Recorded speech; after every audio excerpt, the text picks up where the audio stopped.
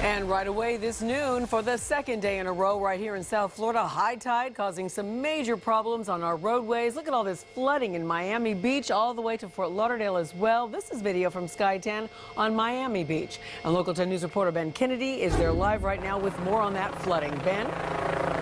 Good afternoon, Christy. What a mess out here along Miami Beach. We actually found spots under more than a foot of water. Bottom line, you need boots like the one that guy is wearing out there in the distance if you plan to walk in this area. You might be able to hear them. We have Sky 10 HD live overhead as I speak to give you a better view.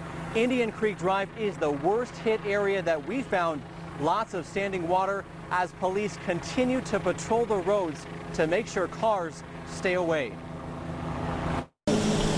Drivers were faced with a challenge as they tried to stay dry in deep water.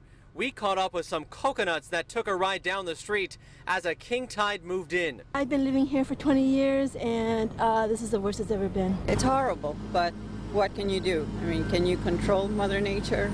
A supermoon is behind the rise in water, a rare sight for coastal communities. To put it into perspective, I'm actually standing on the seawall, which is now under about a half a foot of water. To my right is the Intercoastal, and to my left, well, it's supposed to be dry land. Cars trudge through the flooded roads along Indian Creek Drive, starting at 31st Street, up about 10 blocks. That's where Sky 10 HD flew overhead as people tried to get to higher ground.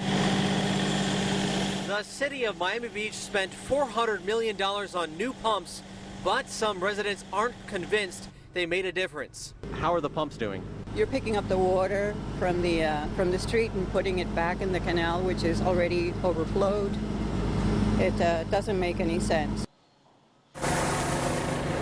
And Miami Beach is not the only spot facing floods. Sky 10 was overhead moments ago. Oliver Beach, where the water seeped onto the roads there. Cars had to take it slow in fear their engine could stall.